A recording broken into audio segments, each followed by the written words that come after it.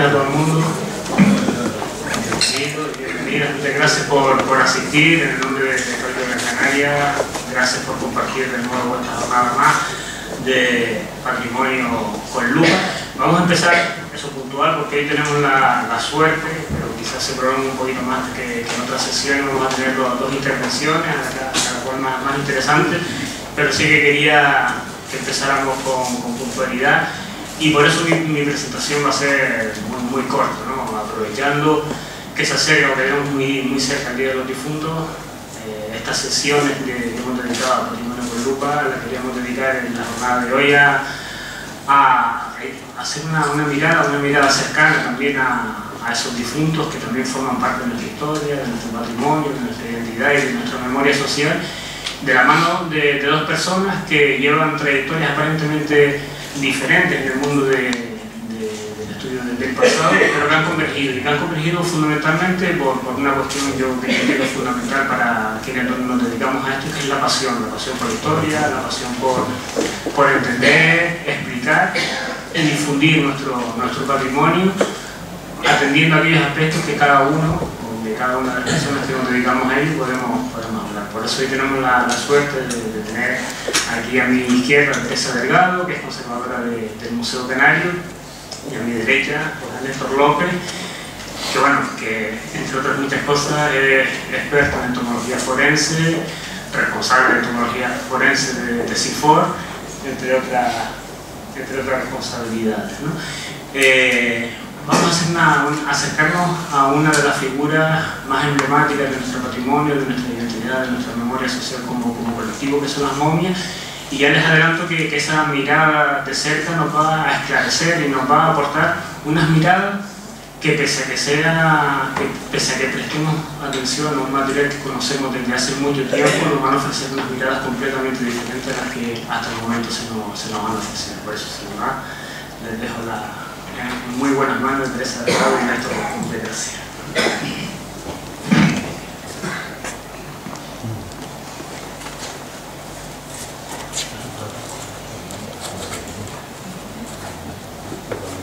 Bueno, buenas tardes, y antes que nada agradecer por supuesto al Cabildo de Gran Canaria y a la Casa de Colón la invitación a participar en estas jornadas que llevan un poco de patrimonio con lupa.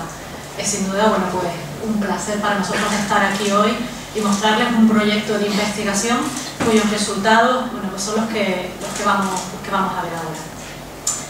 Miren, desde que la arqueología comenzara su andadura a finales del siglo XIX y hasta bien entrado el siglo XX, todos los restos humanos que se recuperaron, que conservaban partes blandas y que además también fueron amortajados, se consideraron que habían sido producto de un tratamiento muy especial. Concretamente, se consideró que a esta parte de la población aborigen de Gran Canaria se había reservado el ritual de la momificación y que, dado que solamente era una parte de la población, debería de adscribirse a lo que sería la élite, un segmento privilegiado de esas comunidades aborígenes. Sin embargo, andando el tiempo, así siempre se interpretó.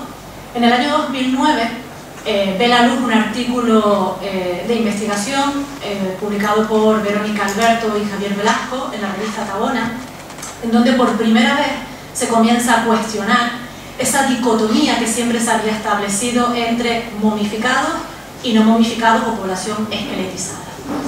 ¿Qué es lo que plantean estos autores? Estos autores, a partir de las excavaciones que se llevan a cabo en cementerios como los de Maspalomas o en otros muchos cementerios donde no aparecen los restos humanos, no conservan partes blandas, es decir, solamente se conservan huesos, y donde tampoco aparecen restos de la mortaja de piel y de junco que envuelvan las momias, ellos empiezan a ver que aunque no se conserven todas esas partes blandas y las mortajas, sin embargo, existen evidencias suficientes para saber que esos individuos esqueletizados fueron en su origen amortajados, aunque no se hubieran conservado esas mortajas.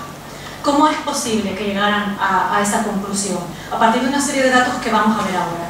La trascendencia de este artículo del año 2009 es que, por tanto, comienza a borrarse esa frontera que siempre se había establecido entre esos restos humanos esqueletizados y las supuestas momias.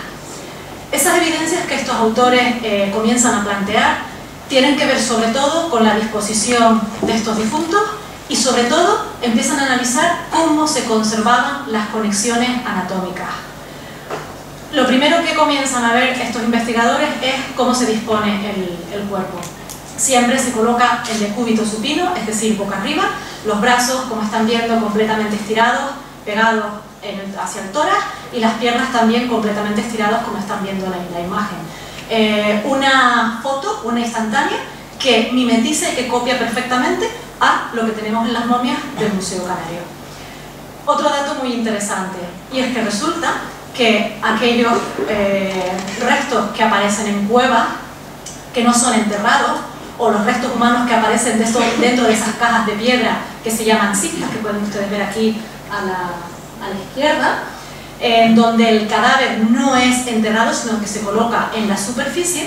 En esos casos lo lógico es que a medida que la carne se va perdiendo, se va descomponiendo, los restos óseos se desplazan porque tienen el espacio libre. Sin embargo, parece que eso no es así. Si se fijan, por ejemplo, en esta imagen de esta cueva, o en esta otra de aquí, las conexiones anatómicas se mantienen, apenas hay desplazamiento. Eso solamente se puede explicar si estos restos que están colocados en esas cistas o en estas cuevas estaban envueltos en mortaja. El efecto contrario lo encuentran en el caso de las fosas. Abrimos un agujero, colocamos el cadáver, lo tapamos con tierra. Comienza la descomposición, la carne va desapareciendo, los espacios que dejan libres esos tejidos blandos queda sustituida por el sedimento, por la tierra, y en teoría apenas tendrían que existir, por lo tanto, desplazamientos de los huesos. Sin embargo, no es lo que encuentran. Empiezan a ver que hay unos desplazamientos y una pérdida de las conexiones que lo que está indicando es que entre la tierra y el cadáver había algo. Lo que había era mortaja. No solamente se documenta esto, sino que además se empieza también a ver, a través de todas esas excavaciones, que hay zonas del cuerpo que están completamente presionadas, como por ejemplo el caso, fíjense, de las clavículas. Para que nosotros encontremos unas clavículas completamente verticalizadas, los hombros tienen que haber sido apretados, y la única manera de poder conseguir esta posición en los hombros es si el cuerpo llevaba correas que lo estaban atando. Encontramos, o se encuentra también, que los codos estaban presionados contra el tórax. Probablemente también en esa zona existían correas que ataban el cadáver. Los brazos, fíjense la posición de las manos, totalmente presionadas y apretadas, las rodillas, y fíjense los pies, prácticamente yuxtapuestos, completamente pegados uno con otro. Es decir, si no hubieran existido correas que ataban ese cadáver y que ataban también la mortaja que estaban envolviéndolo, esas posiciones que ustedes están viendo no existirían, sería imposible. Entonces, ¿qué diferencia a las momias que conservamos en el Museo Canario de todos esos esqueletos que se excavan en los cementerios, que no conservan órganos internos, que no conservan piel, que no conservan músculos y que tampoco aparentemente conservan mortajas? Bueno, pues lo único que lo está diferenciando son las condiciones en las que estos cadáveres fueron depositados. Fíjense, qué casualidad que todas las momias proceden de cuevas. Concretamente, además, proceden de áreas muy concretas de la isla, áreas del interior, Apusa, Guayadeque, y zonas del sur de la isla. Cuevas y áreas que van a conferir unas determinadas condiciones ambientales, unas condiciones de humedad, unas condiciones de temperatura, que lo que origina es que el cadáver sufra un proceso de desecación y que se frenen determinados procesos de descomposición. Pero es más, no solamente se conservan las partes blandas en el caso de las momias, sino que también se están conservando las mortajas que los envolvían, muchísimo mejor que lo que serían órganos internos de las momias, o la propia piel, o el resto de los tejidos blandos.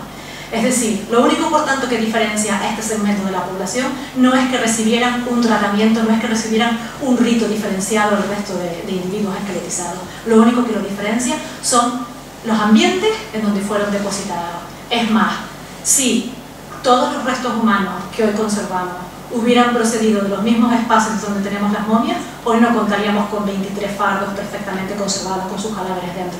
Conservaríamos 800, 1000 o 2000 momias como esas que tenemos en el Museo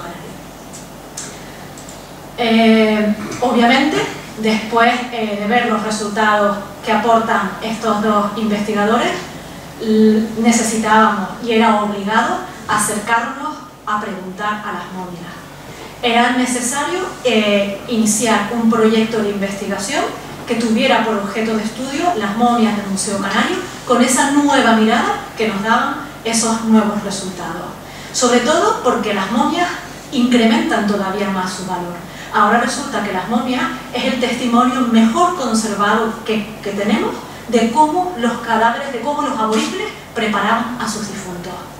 Por lo tanto, desde el Museo Canario, a finales del 2015, iniciamos un proyecto de investigación que además aspira a ser un proyecto de investigación multidisciplinar, en donde especialistas de muy diferentes ámbitos se aunan. Y lo más llamativo es que a medida que vamos avanzando el estudio, vamos descubriendo nuevos elementos por los que precisamos incorporar a nuevos especialistas. Obviamente el estudio lo iniciamos el Museo Canario con Verónica Alberto y con Javier Velasco, que fueron los primeros un poco en llamar la atención sobre esa ausencia de dicotomía entre momificados y no momificados, y a la medida que iba avanzando la investigación, como les digo, se han ido incorporando nuevos especialistas. El caso, por ejemplo, de Néstor, especializado en la entomofauna de las momias. El caso, por ejemplo, también de Paloma Vidal, especializada en el estudio de las maderas. El mundo de la didáctica con Carmen Gil del Museo Canario, o incluso también indagar en el archivo del museo con la figura de Fernando Betancor, para poder obtener y recuperar toda la información posible de estas momias que habían sido recuperadas entre el siglo XIX y la década de 1930. Todos esos proyectos, o todo este programa de investigación, obviamente hemos ido pidiendo, nos hemos ido presentando a convocatorias de libre concurrencia competitivas, y algunas de ellas las hemos ganado y hemos conseguido ayuda. De hecho, pues ahora mismo tenemos dos proyectos que contemplan el análisis de las momias en vigor, que son los dos que tienen ustedes en letra azul. Los otros que están en oscuro son ya proyectos que han finalizado, ¿vale? Una parte de esos proyectos aspiraban a obtener dataciones de carbono 14, saber en qué contextos temporales tenemos a estas momias, ¿no? Estaban viviendo estas personas, y otro de los, que sería el caso, por ejemplo, de la Aldea del Tiempo, un proyecto de investigación que tiene por objeto el carbono 14, y otro que también tenemos en vigor es el proyecto que está auspiciado por la Fundación Caja Canaria y Fundación Bancaria La Caixa. Una vez explicado un poco y contextualizado el origen, ¿no?, de este proyecto de investigación, me gustaría articular un poco la conferencia en estos 4 puntos que ustedes tienen ahora mismo en la imagen. El primero son los contextos. Es importantísimo saber de qué tiempo estamos hablando, en qué contextos cronológicos se inscriben los individuos, el colectivo que vamos a analizar, de qué espacios proceden, ¿vale? No solamente tenemos que estudiar los cuerpos, estudiamos también los contextos. En segundo lugar, nos vamos a preguntar por cuáles fueron los tratamientos que se confieren a estas personas antes de ser depositados en las sepulturas, cómo se prepara el cadáver. Y este tipo de análisis nos va a acercar a prácticas que van a ser compartidas por el conjunto de la población aborigen, pero también las momias nos han abierto la puerta a otro mundo. Y son comportamientos restringidos, que antes desconocíamos completamente. Eso, tanto los que son las prácticas generalizadas como los comportamientos restringidos, nos están diciendo que las prácticas funerarias son ante todo unos espacios en donde se está comunicando de manera no verbal cómo se relacionaban los miembros de estas comunidades. Nos van a hablar de identidades colectivas y de identidades individuales, ¿vale? En tercer lugar, vamos a acercarnos a las biologías, pero aspectos biológicos de estos individuos, pero no a cualquiera, sino solamente nos vamos a centrar en aquellas alteraciones que se producen en nuestro cuerpo y que van a ser producto de unas determinadas condiciones de vida, de unas determinadas maneras de vivir. Las enfermedades, el estado de salud, a qué edad mueren estas personas. Y en último lugar, algo que para nosotros desde luego nos ha sorprendido muchísimo, y es cómo también a veces estas momias han sido manipuladas ya, una vez entran en el museo, ¿no?, para representar la muerte de una determinada manera. Un aspecto sin duda también interesantísimo que nos adentra en la historia de la museografía en la isla de Gran Canaria. Bueno, antes de empezar, creo que es necesario entender también que la manera, la muerte es un hecho biológico que es universal, ¿vale? Todo el mundo llega a este punto y es algo compartido, pero no es universal la manera en la que concebimos a los difuntos, la manera en la que celebramos la muerte y la manera en la que la entendemos. Los muertos pueden ser incinerados, pueden ser enterrados, Pueden ser enterrados de manera colectiva o de manera individual. Una vez que después de ser enterrados pueden existir múltiples prácticas postsepulcrales. Los desenterramos, como por ejemplo el caso que ustedes están viendo aquí de las ñatitas, ¿no? Una práctica que se usa en Bolivia. Es decir, en todo ese mundo de lo que son las prácticas funerarias y las prácticas sepulcrales y postsepulcrales existe una variabilidad inmensa. Una variabilidad inmensa porque es el producto de las prácticas sociales, es un producto cultural y social. Por eso hay tanta diversidad como culturas existen en el mundo. Y nosotros vamos a centrarnos ahora en las prácticas funerarias de una población que habitó la isla de Gran Canaria en un periodo muy concreto. Nos preguntamos, ¿se acuerdan? En la primera parte, por los contextos, tiempo y espacio. Miren, los fardos, la colección que estamos estudiando corresponde a unos 23 fardos que albergan restos humanos.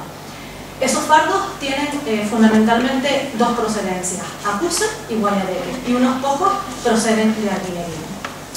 Y además todos ellos han sido recuperados en cuevas, como les decía antes, los únicos espacios que podían conservar momias, dadas las condiciones ambientales en donde se había depositado estos individuos y que permiten, por tanto, los procesos de desecación que han hecho o que han favorecido esos procesos de momificación.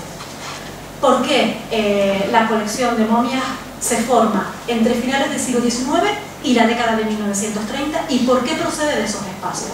Pues miren, la razón por la que se concentra la recuperación de estos restos humanos se concentra en esas fechas es porque en esas fechas comienza la arqueología en Canarias y hay una obsesión por estudiar el cráneo para poder clasificar tipológicamente a la población. A partir de la clasificación tipológica, a cada tipo humano se asignaban determinados rasgos culturales, se trataba de explicar también el origen de esta población. Y para poder hacer esos estudios había que tener cráneos completos. ¿Dónde se iban a buscar? Aquellos espacios donde mejor conservados estaban, Acusa y Guayadeque, que son los que aportan las momias. Y algo también en el sur, como por ejemplo el caso de Arguineguín. Son las áreas que por condiciones climáticas permiten una mejor conservación. Pero además hay otro aspecto muy importante, y es que estos individuos proceden de cuevas. Son cuevas colectivas, es decir, estamos ante una fórmula sepulcral en donde los difuntos de un poblado comparten un mismo espacio, un mismo recinto. ¿Eso de qué nos está hablando? El hecho de que nuestros muertos los enterremos dentro de unos espacios, dentro de unos recintos compartidos y que se estén rozando uno con otro, nos está hablando de unas relaciones o de unas identidades relacionales. ¿Eso qué quiere decir? Nos está diciendo que para cada una de estas personas la comunidad fue trascendental. La manera de entender la realidad que les rodea y de percibirse ellos mismos pasa necesariamente por su pertenencia al grupo, a la comunidad. De tal manera que en esas cuevas funerarias se está proyectando la trascendencia que tiene el grupo en estos momentos. Y comenzamos a tener ayuda, comenzamos a llevar a cabo proyectos en donde las momias empiezan a ser datadas. Resulta que, salvo el caso de la momia 16, una momia infantil procedente de Arguineguín que se sitúa en el siglo X, el resto de las momias se concentra en un periodo muy concreto del periodo aborigen de Gran Canaria, que va del torno al siglo V y al siglo VIII aproximadamente. Estas dataciones son importantísimas. ¿Y por qué son importantísimas estas dataciones que estamos obteniendo de estos individuos? Fíjense. Acusa y Guayadeque se localizan en el interior de la isla, o por lo menos las áreas de procedencia de estas momias. Por las dataciones que estamos obteniendo en el museo y que se están obteniendo en otros proyectos de investigación, las áreas del interior de las islas son las que concitan las fechas más antiguas para el periodo de origen de la isla de Gran Canaria. Eso quiere decir que estas poblaciones, cuando vienen del norte de África, los primeros lugares que van a ocupar son el interior. Y estas momias van a pertenecer a unas etapas muy próximas al comienzo del poblamiento. Unas etapas que realmente están muy poco estudiadas. Y por lo tanto quiere decir que las momias adquieren todavía mayor importancia puesto que nos remiten a ese periodo. Todavía adquieren mayor importancia si yo les cuento que estamos en un momento en donde la única fórmula sepulcral que se está usando son las cuevas. No se entierra en otro sitio, solamente se entierra en cuevas, en espacios en donde el colectivo, la comunidad, deposita a sus difuntos, a sus antepasados. A partir del siglo VII y VIII, la cosa cambia. De repente aparecen nuevos depósitos sepulcrales, nuevas fórmulas de cementerios, que son los túmulos, en donde cada persona se entierra en una sepultura. Yo ya no me estoy rozando con el que tengo al lado, hay una clara individualidad. ¿Eso me está diciendo que las relaciones sociales están cambiando? Pues no me cabe la menor duda. No tienen nada que ver esas identidades relacionales que vemos en las cuevas con esas otras identidades más individualizadas que se están viendo en estos cementerios. Cementerios que terminan de usarse en torno al siglo X. A partir del siglo XI-XII comienza otro tipo de cementerio y a lo largo de toda esta etapa las cuevas se van a seguir utilizando, pero con altibajos y sobre todo con muchos bajos en los momentos de auge, como el caso de la sepultura en túmulos. Y no les voy a seguir contando nada más de esta parte del periodo del origen, porque el día 12 de diciembre Verónica Alberto va a dar una conferencia a las 6 de la tarde en el Museo Canario que va a tratar precisamente de cómo las prácticas sepulcrales están dando un montón de pistas sobre la manera de organizarse socialmente y sobre los cambios sociales y económicos que en esta población estamos documentando. Así que les invito a que el día 12 pues asistan al museo a escuchar la conferencia de Verónica. Yo me quedo con esas primeras etapas que situó entre el siglo V y el siglo VIII. Olvidé comentarles también que por los análisis de estadística bayesiana que estamos haciendo de las dataciones, por ahora no podemos llevar el poblamiento de la isla de Gran Canaria más atrás del siglo III, ¿vale? Por eso les digo que las momias son sumamente importantes, porque nos remiten a esa primera etapa, bueno, o a una etapa que está muy próxima a esos comienzos. Segunda parte de la charla, ¿cómo se preparan los difuntos? ¿Cómo se preparan estos muertos? Bueno, ¿recuerdan las primeras imágenes que veíamos de aquellos cadáveres que no conservaban partes blandas, que solamente eran esqueletos, que no conservaban mortaja? ¿Recuerdan cómo estaban dispuestos? Boca arriba, brazos estirados, piernas estiradas. Pues aquí los tenemos. Aquí tenemos radiografías de algunas de las momias. Mimetizan completamente lo que estos investigadores vieron en las sepulturas en fosas, en las sepulturas en cistas y en los túmulos. ¿Se acuerdan que hablamos de posibles correas? Bueno, en las momias lo estamos viendo. Fíjense las clavículas completamente verticalizadas, provocadas por correas que presionan la zona de los hombros. Algunas veces no conservamos esas correas en contacto directo con el cadáver, pero quiero que observen el hombro de esta persona. Son sus tejidos, son sus pieles, tejidos blandos. ¿Ven la marca de la correa en esta zona? La correa no se conserva, pero sí la impronta. Miren esta mano. No se conserva la correa, pero sí la impronta. Fíjense, hombros, codos, manos, muñecas. En algunos casos sí las conservamos. Y se puede ver cómo las correas están atando directamente al cadáver. En este caso, fíjense, una correa de junco, otra correa de junco que está dispuesta en la zona de las rodillas, como yo les decía, aquí tenemos en la zona de los hombros. ¿Cómo se disponían? En unos casos las correas parece que eran individualizadas en cada una de las zonas, pero en otros casos parece que, como aquí abajo, fíjense, que se hace el nudo y se estira la correa hasta el siguiente punto donde se ata el cadáver, ¿vale? Con lo cual parece que están viendo correas tanto individuales como otras que se prolongan hasta la siguiente zona donde se produce la atadura. ¿Se acuerdan de los pies? Totalmente justapuestos. Aquí tenemos pies de un individuo esqueletizado y aquí tenemos pies de un individuo de una momia en el Museo Canario. Yo no veo ninguna diferencia. Estamos exactamente entre las mismas prácticas. Pero es más, si nos fijamos en la momia que conserva el Museo Arqueológico Nacional, se conservan los cordones que ataban los dedos y que permitían mantener los dos pies unidos. ¿Ven ahí el cordón atando los dos pies? Vale, aquí no los conservamos, pero en esta momia sí.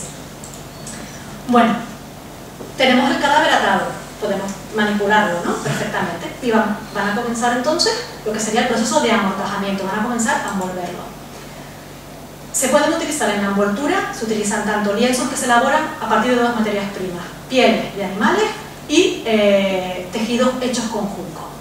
¿Cómo funcionan los lienzos de piel? Bueno, los lienzos de piel se forman uniendo paños que tienen una tendencia cuadrangular o rectangular y se van cosiendo.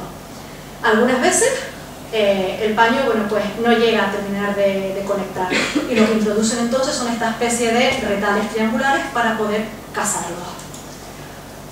¿Cómo se cosen estos paños? Si se fijan, tenemos puntadas milimétricas. Aquí pueden ver una de estas costuras que ya se perdió el tendón retorcido con el que se cose cuando se utilizan los hilos, y aquí podemos ver las puntadas milimétricas que se daban para poder coser estos paños y formar los lienzos. La costura es súper delicada y muy habilidosa, pero lo más llamativo, yo no sé si ustedes se están percatando, el exterior de la piel del animal es la cara que se deja vista. Si se fijan, tiene una costura perfecta y se cose a faz, pero aunque se cosa a faz, se queda un pequeño abultamiento. ¿Hacia dónde da ese abultamiento y hacia dónde se cosen los remates? Hacia el interior de la piel del animal. La cara que no queda vista. ¿Ven la diferencia en las imágenes? Otra cosa curiosísima que no habíamos visto hasta que empezamos a ver la momia, que a mí me parece también increíble. Fíjense que tenemos los puntos de unión de los ¿cómo se llaman? De los paños, ¿no? Y de repente aparece un punto muchísimo más largo que el resto de la unión. Y resulta que si le damos la vuelta, este punto tiene principio y fin. Tiene un remate en un lado y en otro. ¿Qué es esto? Están equidistantes, a una distancia bastante larga. Son hilvanes. Ustedes imagínense tener que coser dos paños. El paño se me está abriendo continuamente a la hora de coserlo, sobre todo cuando va a estar cosido a faja.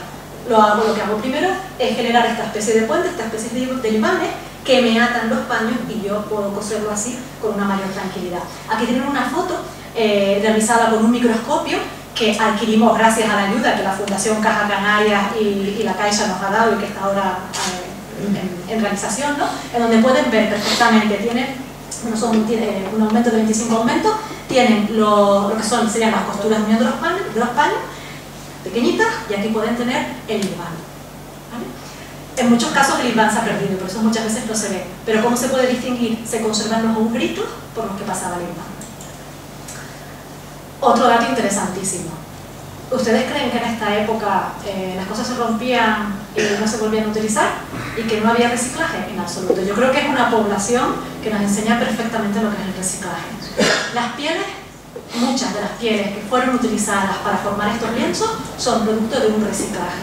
¿Y cómo lo podemos documentar? Pues resulta que aparecen ojales que están desgastados, que en estos fardos no tienen ninguna utilidad.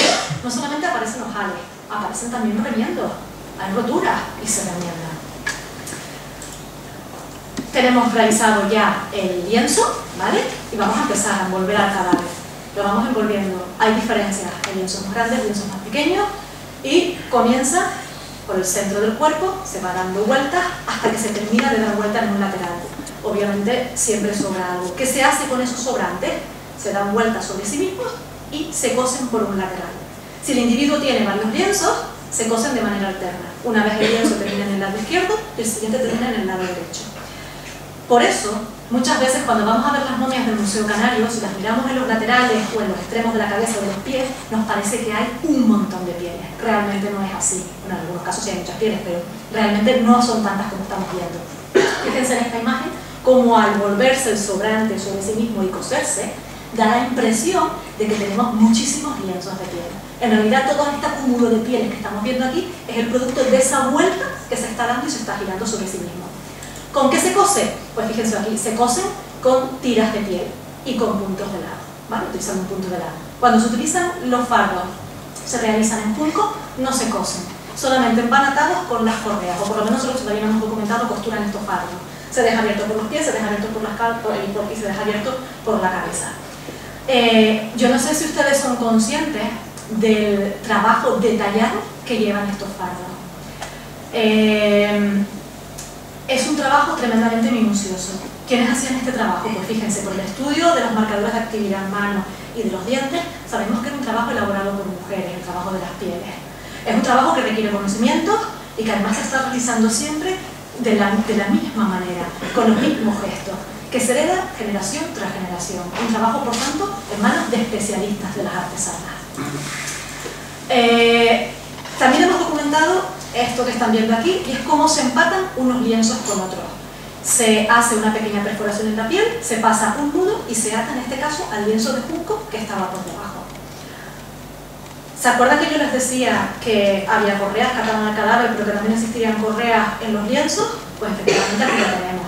Cada vez que un lienzo termina de pasarse y se cose, se colocan las correas, exactamente en las mismas zonas en donde se colocaban las correas que ataban al cadáver. ¿Cómo se cerraban esas correas? Con nudos sencillos como los que están viendo aquí. Correas de piel o también correas de junco, cerradas con nudo. Pero miren qué cosa tan curiosa. En este caso que están viendo aquí en esta foto, estamos viendo que las correas se obtienen a partir de los lienzos de piel. Quienes están amortajando el cadáver disponen de lienzos de piel, cortan los lienzos de piel, forman las correas y las pasan y atan al cadáver. pero no es un trabajo fino como el de las personas que hicieron los lienzos, es un trabajo muy burdo. Fíjense en este caso de aquí, en esta de aquí debajo. Han visto que la correa, cuando la cortaron, atravesó zonas de costura y las costuras no se remataron, se dejaron y se están deshilachando. Tuvieron un accidente laboral, se les partió literalmente esta correa. ¿Cómo lo resuelven? Lo resuelven con los tendones torcidos que cosen los paños para formar los lienzos. En absoluto. Cogen las mismas cintas de piel con las que están cosiendo y cerrando la mortaja y cosen rápidamente esa correa para poder unirla y continuar el trabajo. Esto nos está diciendo que las personas que están haciendo este trabajo no fueron las personas que elaboraron los lienzos. Y además nos está hablando de una cierta precipitación o de un trabajo que no es tan cuidado como la preparación de la mortaja. ¿Podríamos hablar, por tanto, de especialistas o de personas diferentes en estos trabajos? A mí no me cabe la menor duda. También hemos llevado a cabo análisis de ADN para poder identificar la especie de los animales que se emplearon a la hora de hacer las mortajas en los tejidos vegetales. No he dicho la mayor parte de las veces, digo la mayor parte de las veces porque hay otros casos que no son, pero sí la mayor parte es junco. En el caso de los tejidos animales, de los lienzos hechos con animales, fíjense, siempre se había dicho que eran lienzos de cabra o lienzos elaborados a partir de ovejas. Y se había planteado eso porque las crónicas y las fuentes escritas de la época de la conquista lo habían dicho y seguimos repitiendo, ¿no? Lo que van diciendo las crónicas. Llega el ADN. Tomamos bastantes muestras de diferentes momias, de diferentes fardos, porque no se pone un fardo, hay individuos que tienen varios fardos, varios lienzos que lo están envolviendo. Y para nuestro asombro, la mayor parte de los lienzos están elaborados con cerdo, un animal que la verdad que no nos esperábamos. Y muy poquitos están elaborados con piel de oveja y con piel de cabra. Qué casualidad que los estudios más recientes que se están haciendo sobre restos animales están documentando que efectivamente están restos animales en fauna, ¿vale? Los depósitos que quedan en las casas, los depósitos de fauna que fueron consumidos, se está viendo que el cerdo tiene una mayor participación de la que se pensaba en la cabaña ganadera de los aborígenes.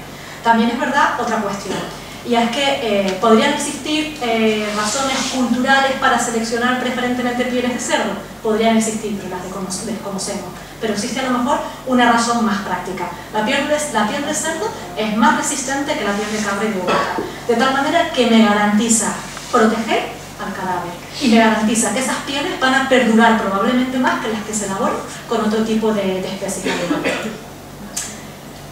¿Se acuerdan que le decíamos al principio que la razón por la que tenemos momias es por las condiciones ambientales en donde fueron colocados esos cadáveres, ¿no? Bueno, pues en los estudios que estamos llevando a cabo no encontramos indicios de que se produjera evisceración, ¿vale? Las momias mejor conservadas conservan órganos internos, como estamos viendo en la imagen, pulmones, corazón. En el caso de esta momia conserva también restos del estómago, y algo un poquito, bueno, pues más práctico. Resulta que en algunas de las momias encontramos que se introducen roedores, hacen allí su nido mientras estuvieron mientras estuvieron depositados en la cueva, y resulta que mueren casualmente dentro. ¿Y qué es lo que les pasa? Pues que se momifican, claro, porque ellos también se van a ver afectados por las mismas condiciones ambientales que afectarán a la momia. Y aquí tenemos, por ejemplo, un cráneo de uno de esos roedores momificados. Obviamente no es producto de una momificación llevada a cabo por los aborígenes e introducida, es un producto de una momificación natural. Y luego, bueno, pues Néstor también les comentará, no voy a entrar yo en esta parte, ¿no?, cómo se están identificando todas las cohortes de insectos que van al calor de la muerte, se están identificando, con lo cual no parece que hubiera que los tratamientos que recibieron estos cadáveres pudieran detener esos procesos de descomposición y de deterioro, ¿no? Un aspecto que a mí me ha llamado la atención poderosamente. Les digo, bueno, las fechas más antiguas que tenemos para estas momias es el siglo V, de verdad lo recordaban. Pero las mortajas y la manera de colocar al difunto también se documenta en cementerios, aunque no se conserven, como les comentaba antes, por la disposición del cadáver, las conexiones de los huesos. Nos están indicando que también han amortajado todos los cementerios que están ubicados entre los siglos XIV y XV. Cementerios del siglo X, XI, XII, XIII, XIV, XV, a lo largo de todo el periodo aborigen, se están reconociendo los mismos tratamientos conferidos al cadáver, colocados en decúbito supino y atados por correas y envueltos en mortaja. Estamos, por tanto, ante un gesto funerario, un amortajamiento que tiene hondas raíces temporales. Un gesto que sin duda lo que está creando es un sentido de identidad y de comunidad. Es un gesto funerario que está reforzando la identidad de este grupo humano como comunidad y como colectivo. Y es un dato que hay que destacar. Fíjense, cambian las fórmulas sepulcrales, cambian dónde colocar los cadáveres, si los colocó en recintos colectivos, si los colocó de manera individual en túmulos, si los colocó en fosas, pero no me está cambiando la disposición del cadáver, el atado y su amortajamiento. Bueno, las momias, recuerden que hay una tercera parte, ¿no?, que queríamos abordar en esta parte, sería un poco, bueno, pues ver gestos también que son más singulares. Las momias es verdad que nos hablan de un colectivo, que comparten unas maneras de vivir, que comparten una determinada visión del mundo, pero sin embargo no son un grupo homogéneo. Podemos ver ciertas variabilidades que nos están remitiendo a la construcción de las identidades individuales y de las identidades colectivas. Identidades, al fin y al cabo, sociales. Fíjense, los miembros que forman parte de un grupo humano tienen también maneras diferentes de percibirse. Maneras diferentes de percibirse que tienen que ver con la edad, con su condición sexual, con la percepción del género, con su estatus social.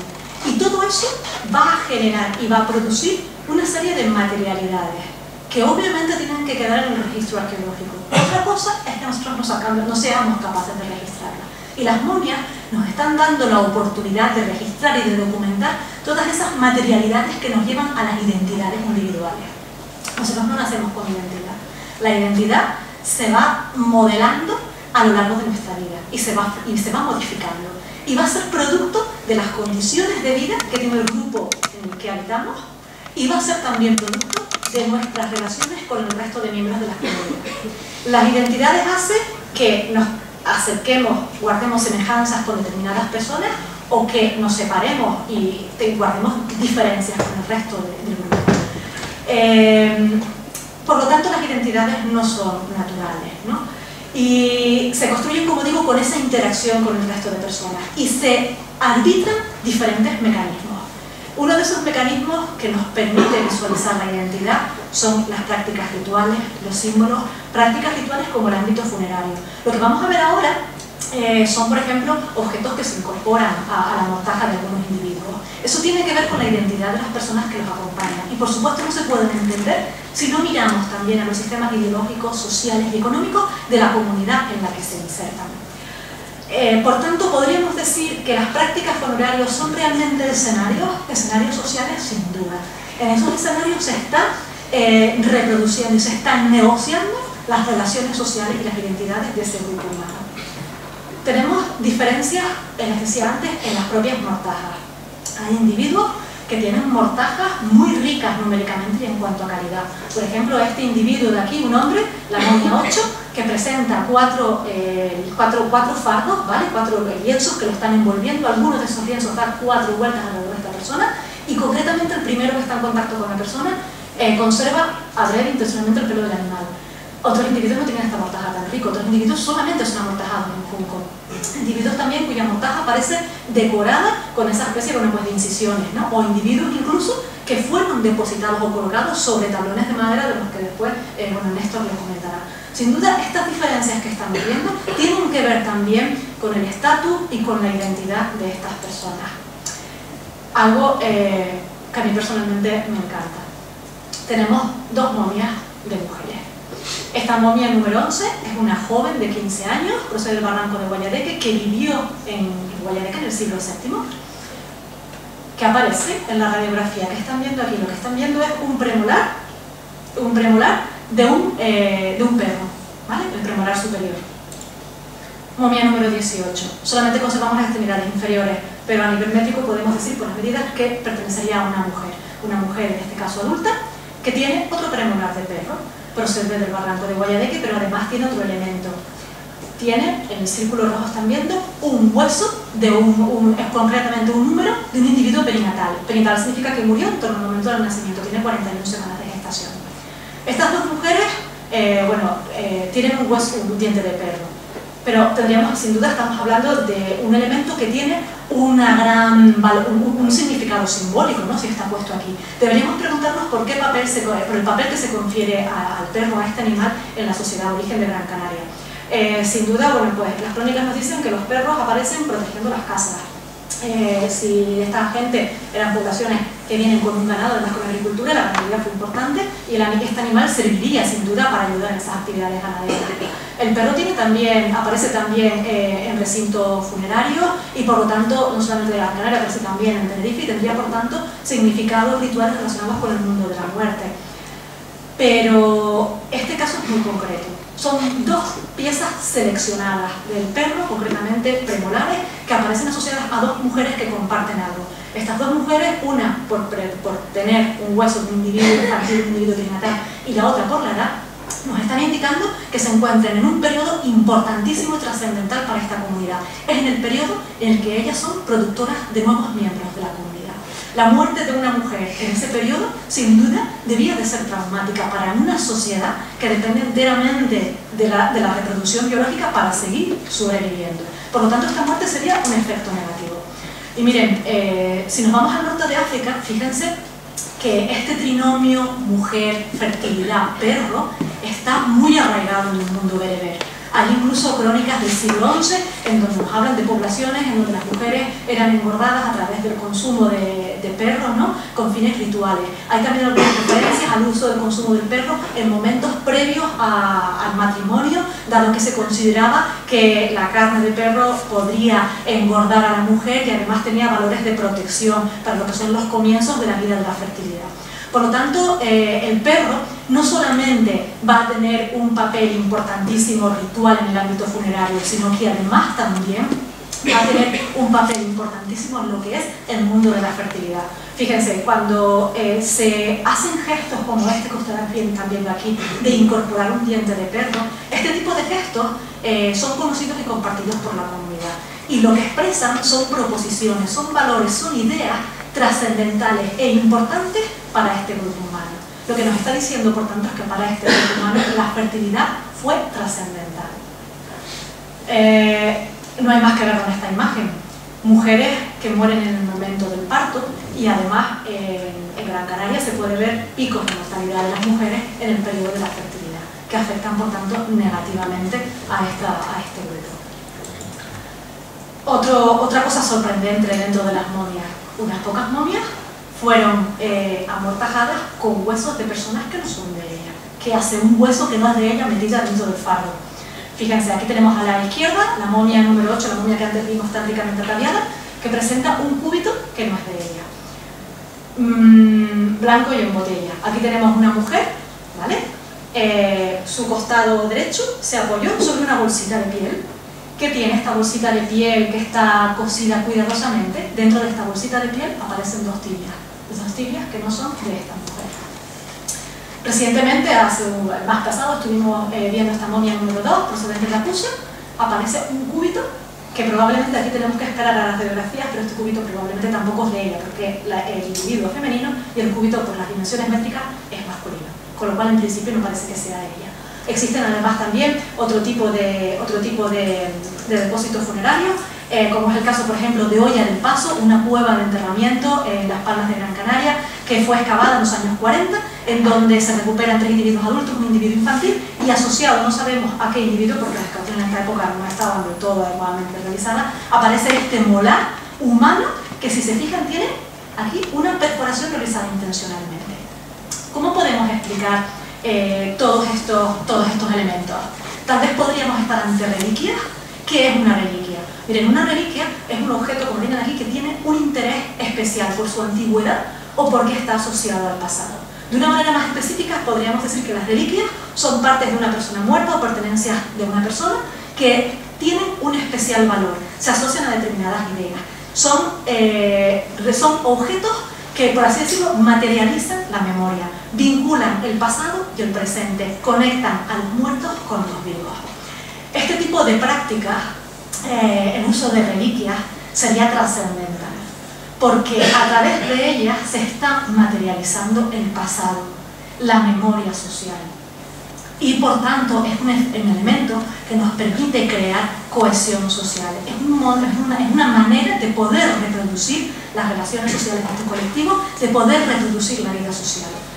Podríamos pensar, o si realmente tan importantes fueron los antepasados y los difuntos para esta sociedad, existen otras manifestaciones que nos hablen de esa trascendencia y de esa importancia que los aborígenes dan a la construcción de lazos de los difuntos con los vivos. Bueno, pues a lo mejor sí. Nos encontramos que muchas de estas cuevas funerarias están muy próximas físicamente a los poblados, a los lugares donde se viven. Pero es que además también, a partir del siglo, bueno, tenemos a partir sobre todo del cenobio Olerón, por ejemplo, del siglo XI, lo excava Jiménez Sánchez en los años 40, y qué curioso que el cenobio Olerón, que es un ámbito donde se conserva, se lleva la conservación, ¿no?, de cereales, de alimentos, Jiménez Sánchez encuentra restos humanos, fragmentos de un fémur y otros restos óseos. También en la cueva pintada se dice que cuando se halló aparecieron restos humanos. Y hay algunas referencias también a la presencia de algunos restos humanos en ámbitos domésticos. Tal vez podríamos hablar en estos casos de esos antepasados que en este caso ya están incluso presentes dentro de los ámbitos domésticos. Tal vez. Si realmente los antepasados efectivamente están presentes en la cotidianidad de estas poblaciones o fueron trascendentales, ¿no?, para la construcción de su memoria, podríamos empezar a preguntarnos si esos rostros que aparecen representados, como por ejemplo viene en este manco de esta cerámica, en algunos grabados, no podrían remitirnos también a determinados antepasados. Vemos materialidades, ¿no?, pero también la memoria y esa historia, ¿no?, o esa conexión con el pasado se construye no solamente a través de materialidades, sino a través de las oralidades. Fíjense que las crónicas recogen este texto, que a mí me parece sumamente clarificador, que dice que no tenían libros de historia, sino que solo mandaban a la memoria a cantar y corridos de hazañas de sus antepasados.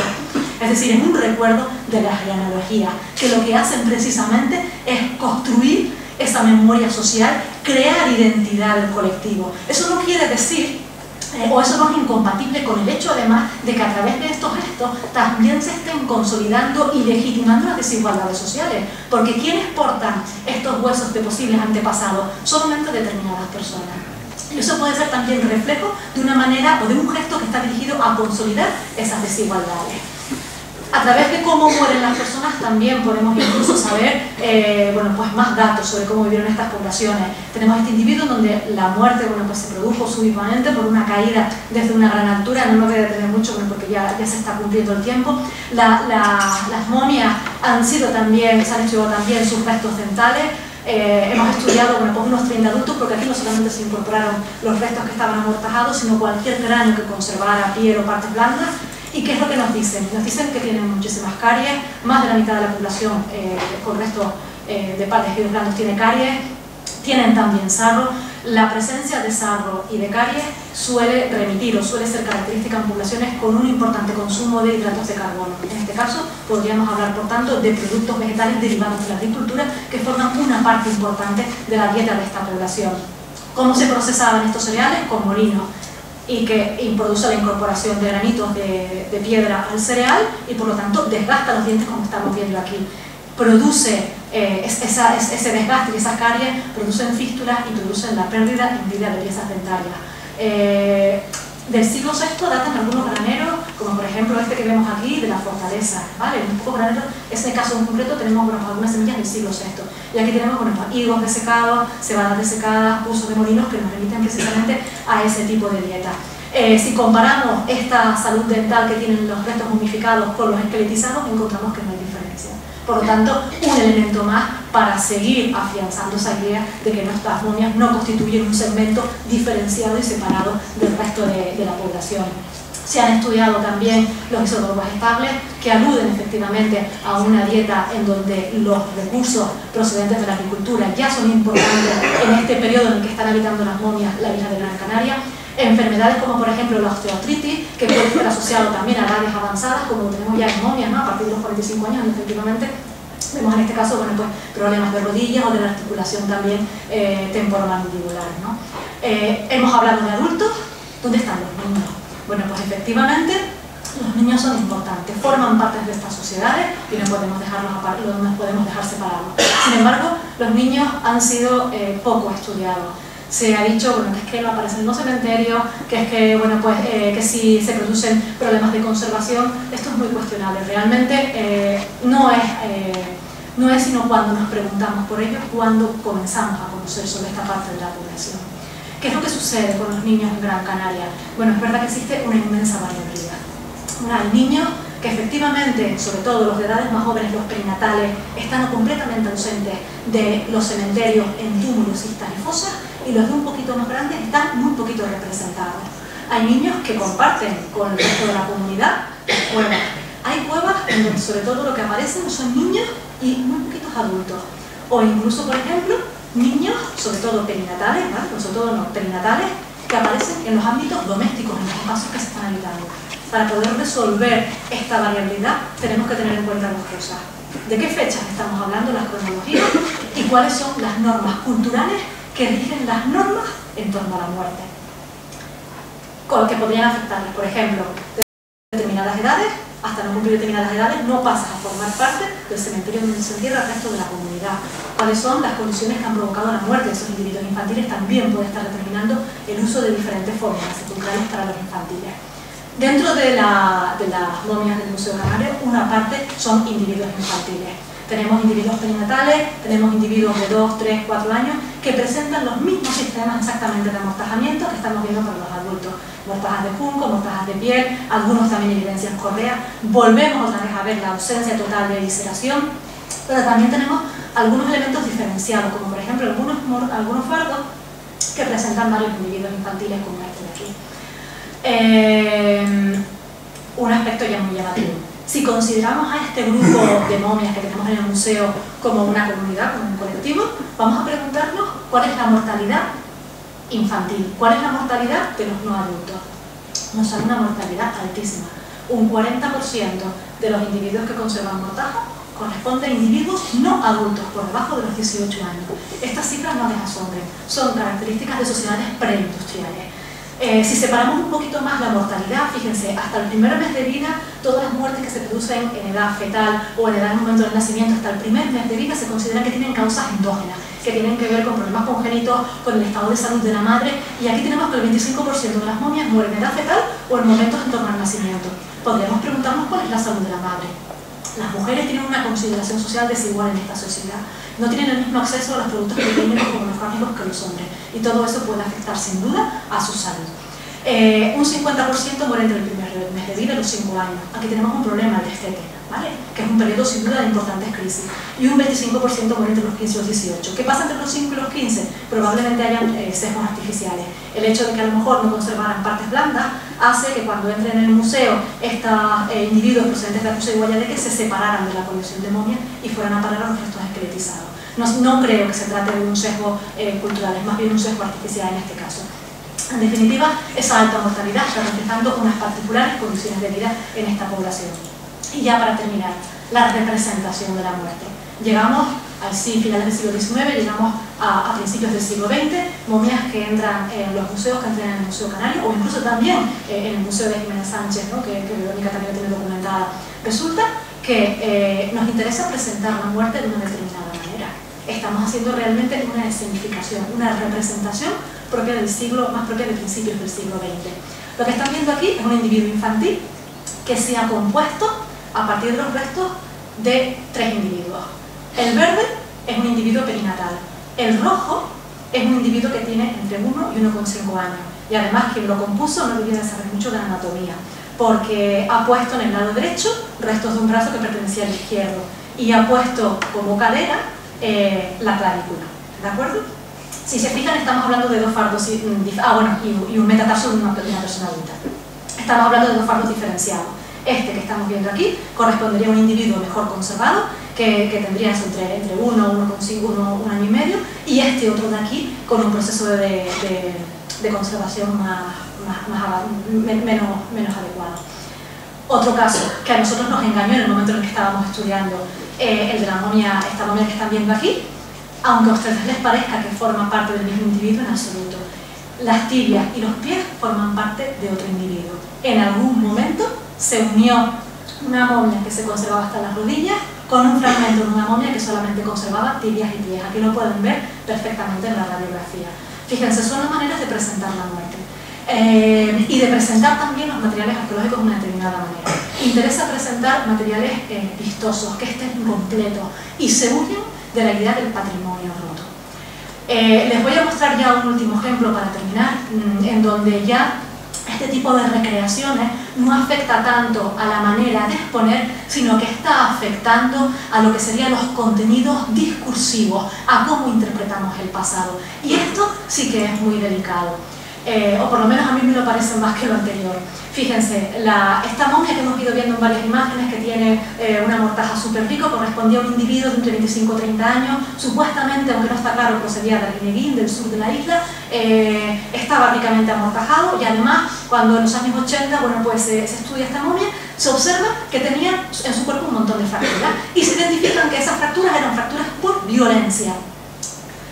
Rica mortaja, procedente de Arguineguín, traumas. Pues ya está, es Artemi.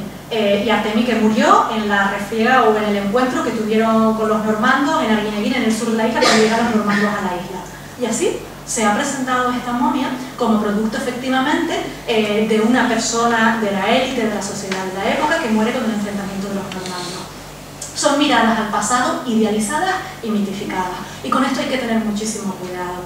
Solamente desde un estudio científico y minucioso podemos construir y acercarnos al pasado. De otra manera lo que estaremos haciendo será engañar.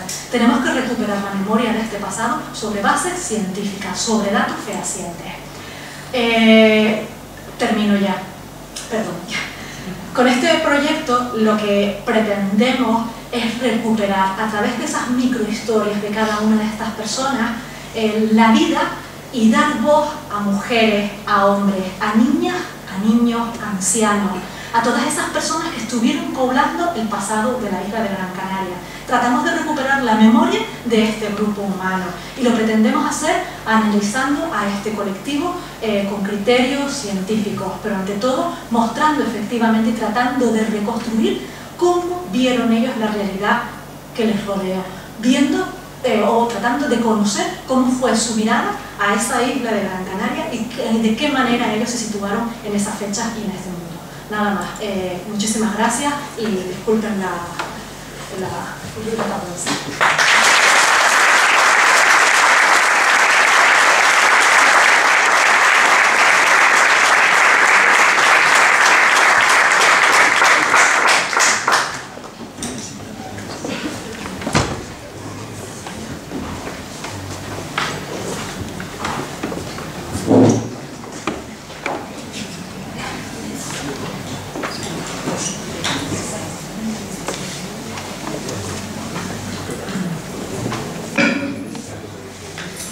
Hola, buenas tardes, gracias Teresa, gracias Xavi. Bueno, mi nombre es Néstor López, soy el encargado de realizar el estudio de la fauna entomosarcosartrófaga, que se llama, asociada a los restos momificados y otros materiales que el Museo Canario ha puesto para este proyecto. Y bueno, les voy a hablar un poquito aquí del trabajo que desarrollamos.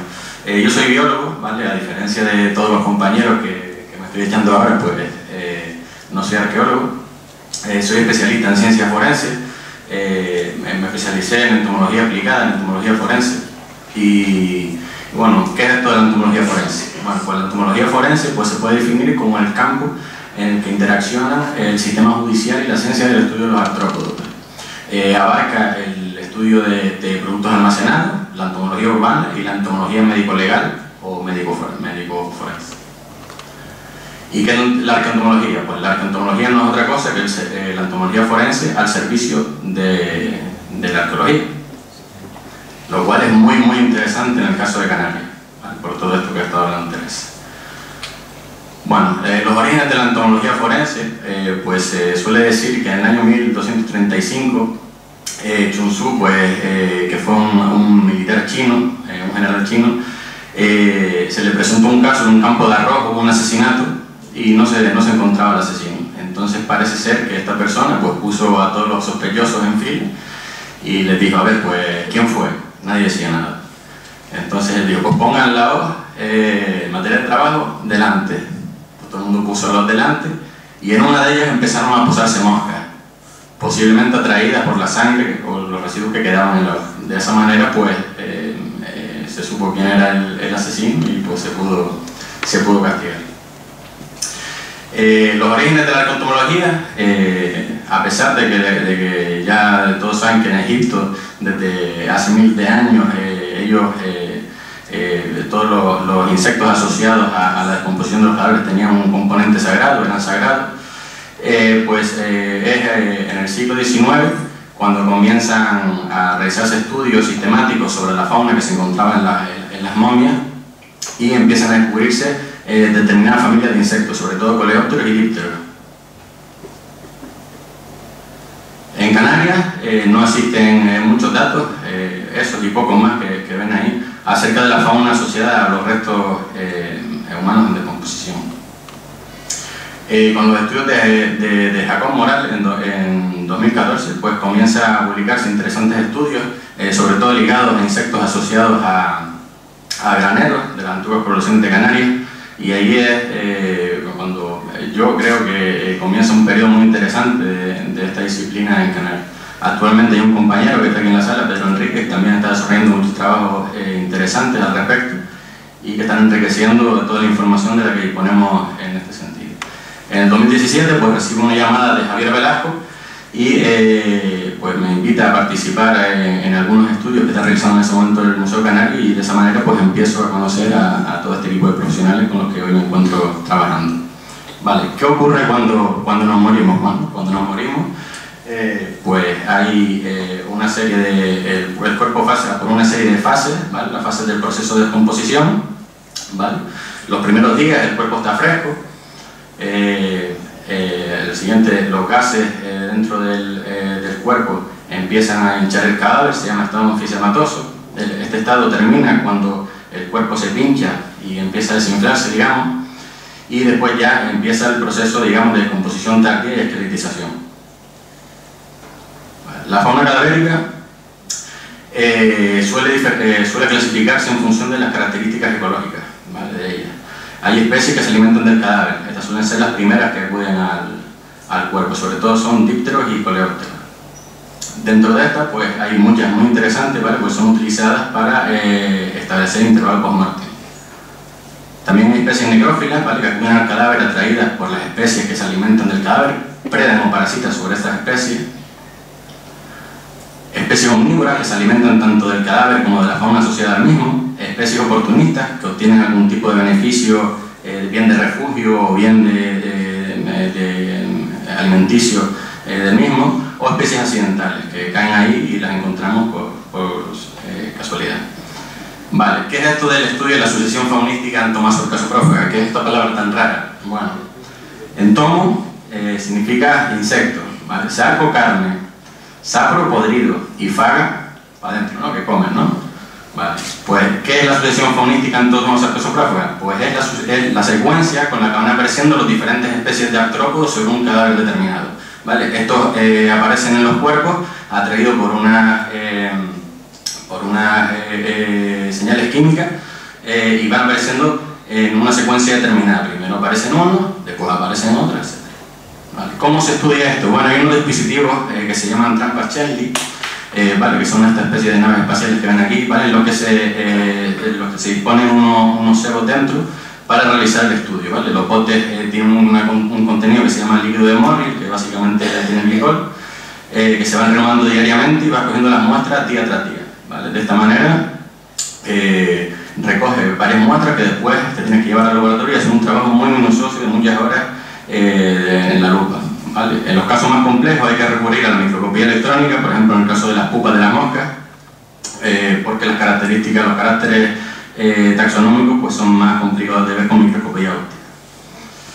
Bueno, ¿qué información nos aporta la fauna asociada a un cuerpo en descomposición? Bueno, pues nos puede aportar datos sobre el origen geográfico.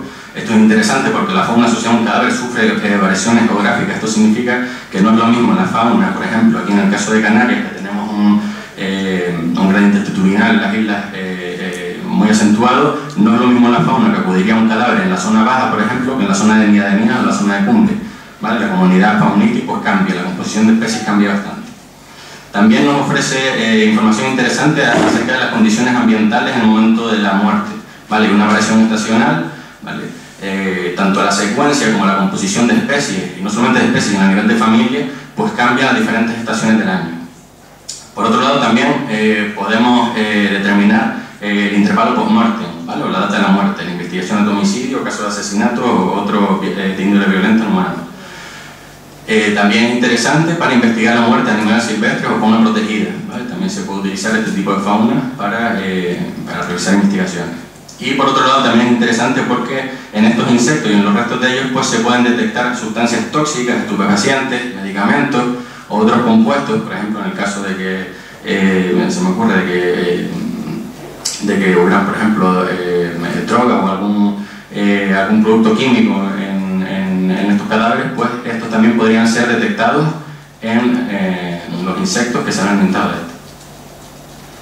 Bueno, aquí pueden ver, por ejemplo, esto es un caso aquí de Canarias, ¿vale? Estos son las familias de las moscas de dípteros, que cambia totalmente la proporción a nivel de familia en primavera, verano, otoño e invierno, ¿vale? Y bueno, ¿qué podrían aportar los insectos en la arqueología canaria? Bueno, pues pueden darnos información sobre las técnicas de momificación de los antiguos canarios, pueden darnos información acerca de una posible o hipotética estacionalidad en las inhumaciones. Como hablamos, había una variación estacional en la composición faunística, podríamos llegar a eso. También podríamos recibir información acerca de un posible uso diferencial de los espacios en contextos arqueológicos. En el caso de graneros, pues aparecerán insectos asociados al grano; en el caso de establos, pues aparecerán insectos asociados a los excrementos animales; en el caso de enterramientos, pues fauna asociada a los cadáveres. También nos puede dar información acerca del estado de salud de estas antiguas poblaciones. Por ejemplo, en los estudios que hemos realizado hasta ahora, han aparecido pulgas, han aparecido piojos, ¿vale? Esto nos puede dar pistas sobre el estado de salud de estas antiguas poblaciones. Y bueno, también en el campo de la faunística y la taxonomía, pues también es muy interesante. Pensemos que en muchas especies de las que estamos encontrando, hay algunas que son autóctonas y otras son introducidas. Pues encontrar una momia pues significa que tenemos que barajar la hipótesis de que si es antigua o es una cosa más histórica.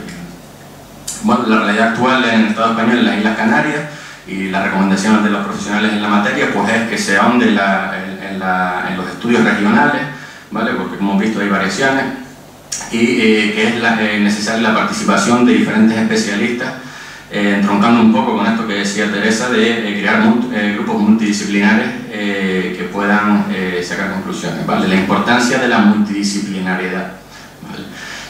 Las oportunidades para estudiar fauna asociada a cuerpos, a restos humanos en descomposición no son muchas, ¿vale? Son contadas. Por un lado tenemos a los médicos forenses, ¿no? El Instituto de Medicina Legal, son los que hacen las autopsias, ahí se pueden encontrar insectos asociados a los cuerpos. En casos de investigaciones de homicidios o otra de índole criminal, pues los cuerpos y fuerzas de seguridad del Estado también tienen equipos que pueden hacer este tipo de materiales. Los arqueólogos, ni que decir tienen.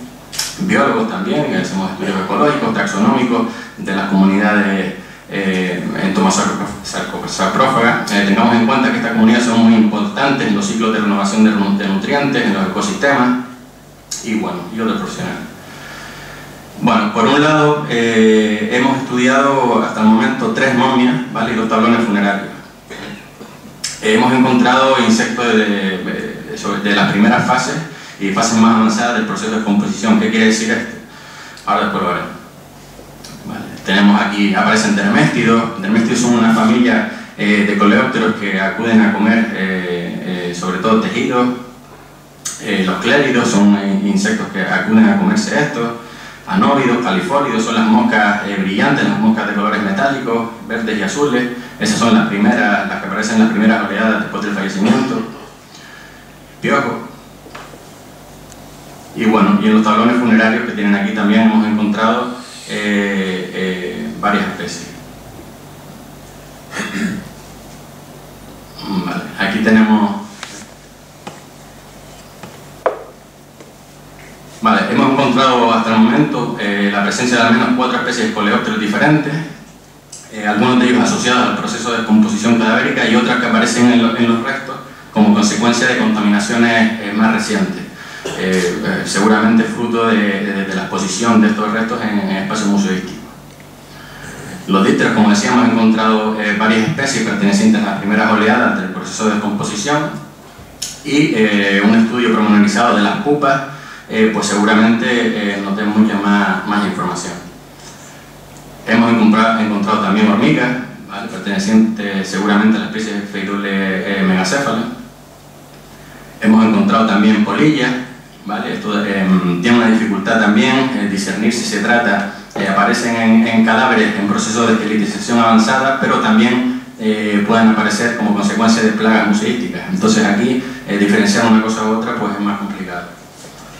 Esto es muy interesante, ¿vale? Los ectoparásitos hemos encontrado en dos muestras diferentes la presencia de pulgas, ¿vale? La pulga Nosocilos bárbaros fasciatus puede ser consecuencia, es la pulga de la rata, puede ser consecuencia de una contaminación, ¿vale? Pero el caso de los piojos ya es muy interesante, y esto estudiado como tenemos previsto estudiar pormenorizadamente de aquí en adelante, pues seguramente nos dé mucha información acerca del estado de salud de estas antiguas poblaciones.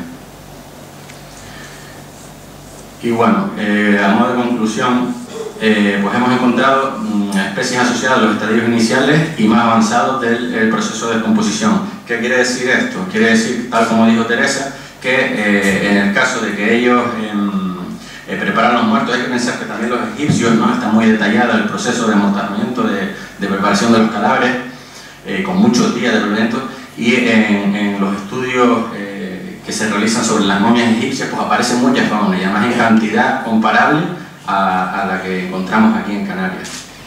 ¿Qué quiere decir eso? Pues que haya o no haya una intencionalidad en la conservación de los restos a lo largo del tiempo, pues los insectos encuentran el camino para seguir.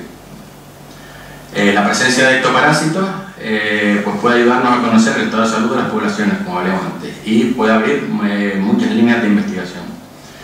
Con respecto a los tablones funerarios, pues hemos visto que los cadáveres eran depositados directamente sobre las maderas, el proceso de descomposición se desarrollaba ahí, y además hemos encontrado que esas maderas estaban ya afectadas por el ataque de insectos xilófagos antes de que pusieran el cuerpo. ¿Y por qué lo hemos descubierto? Porque hemos encontrado insectos asociados a la descomposición cadavérica dentro de los orificios hechos por los insectos xilófagos en los tablones. Y bueno, a modo de conclusión también hay que incidir en que es muy necesario realizar estudios regionales de sucesión faunística aquí en Canarias, los cuales nos permitirían pues, determinar, caracterizar las etapas del proceso de composición, conocer la composición faunística, la secuencia colonizadora y la dinámica estacional de la comunidad entomosarcosoprófaga, establecer las especies más representativas y confeccionar una colección de referencias con la que confirmar las identificaciones de aquellas especies que presentan una mayor complejidad.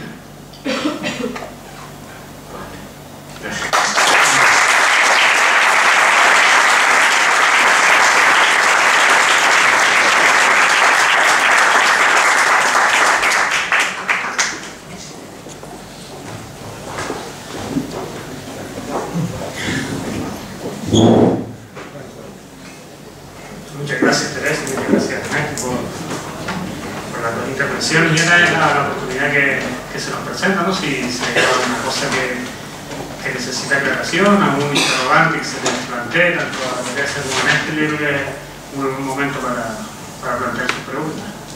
No se queden con nada.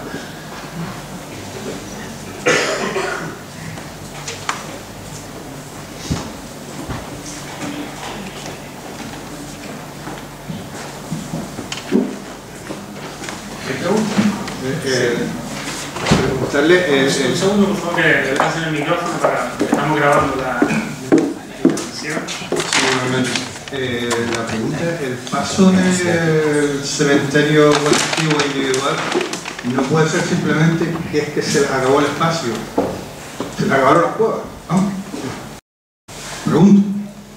Yo creo que quien mejor les puede hablar es Verónica Alberto, pero no.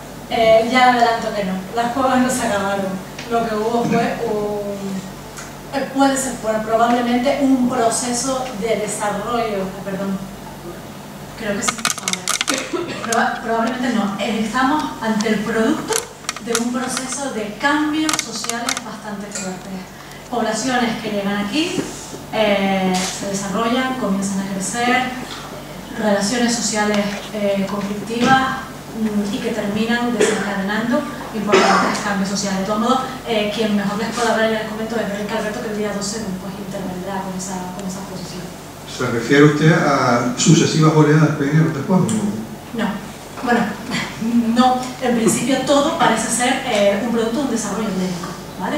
Estaríamos, además, lo más llamativo, que también se comentará ese día, es que ese cambio en lo que son las fórmulas sepulcrales va acompañado y en cierta manera precedido de un periodo de violencia letal muy llamativo.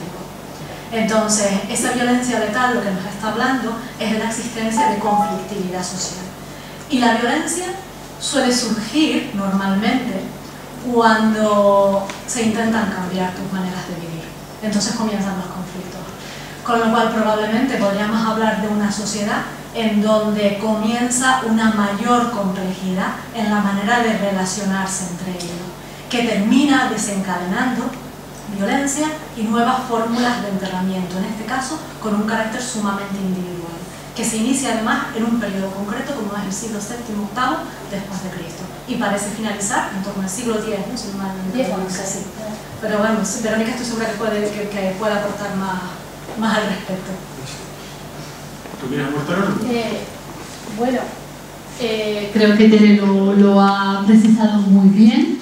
Es un cambio radical. Conceptualmente es como si aterrizaran los marcianos, pasar de enterrar de forma colectiva en cueva a, de una forma muy repentina, empezar a enterrar en los túmulos, y no porque arquitectónicamente sea diferente el receptáculo, sino porque el concepto, digamos, la idea social es completamente distinta. Pasamos los túmulos, cuando surgen los túmulos, como dice Tere, en el siglo 8, 7, pero con mayor fuerza en el 8, pasamos a tener la primera manifestación, la primera evidencia de la complejización y de la asimetría social.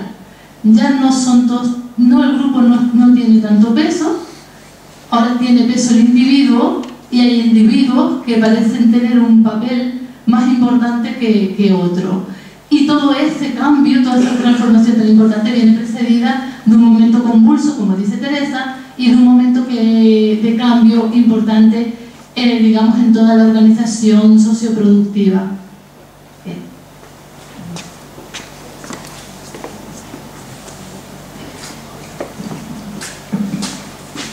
Nos dejamos dormidos completamente.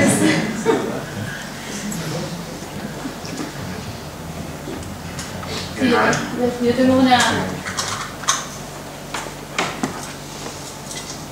Para Néstor, bueno, a los dos conferenciantes los felicito por revelarnos este mundo tan apasionante, y me preguntaba para Néstor, como comentaste, que falta a lo mejor estudiar con más detalle las composiciones, o sea, las comunidades faunísticas de Canarias, pero dijiste que de forma general se puede distinguir, digamos, diferencias zonales, geográficas y diferencias estacionales. ¿Tú crees que en Gran Canaria o en Canarias este tipo de precisiones tan sumamente del detalle son posibles una vez que se hagan todos esos estudios que tú propones? Bueno, sí, no que lo proponga yo, es que los especialistas en la materia los recomiendan. Tengamos en cuenta que, por ejemplo, hoy en día en las autopsias que se realizan en el Instituto de Medicina Legal aparecen un montón de cuerpos con bichos. ¿Qué pasa? No hay especialistas que se dediquen a estudiar este tipo de fauna, y frecuentemente esos insectos acaban en el desagüe. Es así. Sí, hay una variación estacional y geográfica que hace que sean... Igual digo, como el clima a lo mejor no tiene tan marcadas las estaciones en la isla, ¿o tú crees que sí, que eso sí va a poder identificarse? Sí, yo creo que sí, y además de lo que decía, el gradiente altitudinal, para hacerlo bien, el estudio en Gran Canaria, por ejemplo, en Canarias, habría que hacerlo en la vertiente norte, vertiente sur, costa, medianía, cumbre, para tener más o menos cogida toda la diversidad que puede presentar esta comunidad de insectos. Sí. Creo que sí, y que además son recomendaciones, no solamente tendrían una utilidad para la arqueología, sino también para la investigación médico-criminal. O sea, es una cosa que habría que acometer cuanto antes.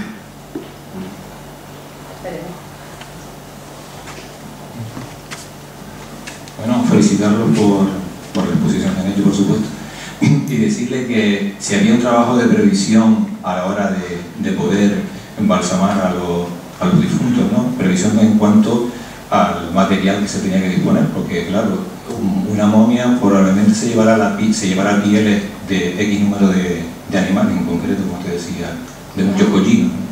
Y si fallece mucha gente, ¿qué pasa? Una buena pregunta que no pude abordar porque claro, el tiempo era reducido y precisamente uno de los aspectos que se iba a tratar con la imagen de la momia número 8, ¿no? Un individuo que tiene 4 lienzos de piel envolviéndolo, algunos de ellos da 4 vueltas, es decir, un lienzo considerable, pero es que esta momia muere de repente porque las fracturas que presenta están originadas por una caída. ¿Están ya preparados los fardos? Realmente es una pregunta a la que todavía no tenemos una respuesta. Personalmente, yo considero que forma parte de un ajuar que en cierto modo debían de estar preparados, porque si no es muy difícil pensar en el amortajamiento de esta persona con ese cúmulo de pieles, o por lo menos en ese caso. En el resto de casos, desde luego, yo no me atrevo a afirmar nada. Sí es verdad que están recicladas. ¿A quién pertenecían esas pieles? Porque claro, si pertenecían al difunto, entonces lógicamente te tendría que haber preparado sobre la marcha. ¿De dónde vienen? Yo es una pregunta para la que no tengo respuesta. Desde luego la momia 8 sí que parece apuntar que parte de esos fardos sí debieran estar ya preparados. No sé ustedes qué piensan, pero para mí es un marcador bastante sintomático, ¿no? Esa mortaja tan rica con una muerte repentina. Sobre todo si pensamos que estamos ante una sociedad en donde la muerte era algo muy, muy habitual, con la que convivirían casi a diario, ¿no? Entonces, si a mí me preguntan, yo pienso que tal vez una parte sí formarían parte de una especie de ajuar mortuorio destinado a esa persona. No sé lo que ustedes plantean, para mí desde luego me genera muchas dudas, pero es una idea. Yo, si me permite, sí que le voy a hacer una pregunta a Néstor. Si los restos de fauna que aparecen en las momias son compatibles con esas secuencias tan largas de preparación del cadáver de la que nos hablan algunas fuentes escritas, es decir, que estaban entre 10 y 15 días pues lavando, secando los cadáveres, si es compatible o los restos de la presencia, por ejemplo, de Demóstenes, está hablando de que o no eran tan eficaces o el proceso de embalsamamiento y de enterramiento era mucho más rápido que de lo que dicen las fuentes escritas. Hombre, es complicado responder esa pregunta. Hay que tener en cuenta que estamos en un estado inicial también de las investigaciones. El conjunto de muestras que tenemos es todavía muy pequeño, hay que seguir ampliando, pero sí es interesante el encontrar toda esa fauna, sobre todo en los estadios iniciales, sobre todo en los dípteros, me refiero sobre todo a los dípteros, esa cantidad de pupas. Las pupas, saben que los dípteros, el ciclo de vida de las moscas, saben cómo es. La mosca adulta llega al cadáver, pone unos huevitos, de esos huevitos nace un gusanito, el gusanito pasa por 3 estadios, después pupa, la pupa es el capullo, digamos, y de ahí sale el adulto nuevamente. Pues encontramos bastante cantidad de pupas. ¿Esto qué significa? Pues que eran las moscas que llegaron allí, pusieron los huevitos, pasaron por estadio 1, estadio 2, estadio 3, puparon, pasó el tiempo y emergió el adulto. O sea, ha habido movimiento ahí, digamos. Entonces, hombre, yo pongo el caso de los egipcios, porque el caso de los egipcios sí está muy bien documentado, cómo preparaban los cadáveres, eran mucho más largos, ¿no? El cuerpo permanecía mucho más tiempo preparándose, y aparece mucha fauna, mucha comparable numéricamente con la que estamos encontrando ahora en las momias. Entonces, bueno, es evidente que, si bien es posible, no, es seguro que hubiera una intencionalidad de tratar de conservar esos cuerpos, pues los insectos encontraron la manera de llegar a él. No se esperaban ustedes eso, hablar de moscas y eso. ¿Alguna pregunta más? Bueno, pues de nuevo me gustaría finalizar agradeciendo su presencia, su paciencia, su participación y emplazándoles para, además del día 12 de diciembre, en las conferencias que está organizando el Museo Canario, que tiene a micro. Ay, perdón. ¿Desde cuándo empiezo? Les estaba agradeciendo, les estaba emplazando no solamente a las conferencias que organiza el Museo Canario. El día 12 de diciembre pues intervienen tanto Teresa como Verónica Alberto hablando de de muchos de los aspectos que hoy solamente se han tratado muy por encima, pero yo en particular les quiero emplazar también al día 27 de noviembre, que sería la última conferencia de este ciclo de Patrimonio con Lupa, en el que va a intervenir Jonathan Santana. Jonathan Santana, seguro que lo han visto en la prensa últimamente, porque es un investigador gran canario, formado en la Universidad de las Palmas de Gran Canaria, que se ha beneficiado, que ha sido, sí, por el Consejo de Investigaciones Europeas, ha sido beneficiado por un proyecto de investigación que se denomina algo así como aislamiento y evolución de las poblaciones en contextos insulares atlánticos, en contextos insulares oceánicos, el poblamiento de Gran Canaria. Entonces, lo habíamos invitado un poco inicialmente para hablar de una de las líneas de investigación que está trabajando sobre la dieta, ¿no?